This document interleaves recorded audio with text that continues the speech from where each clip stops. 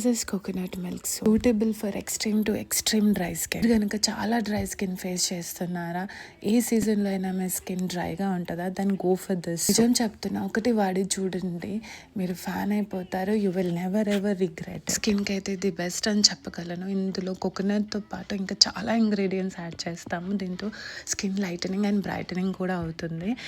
Definitely go for this. Try once.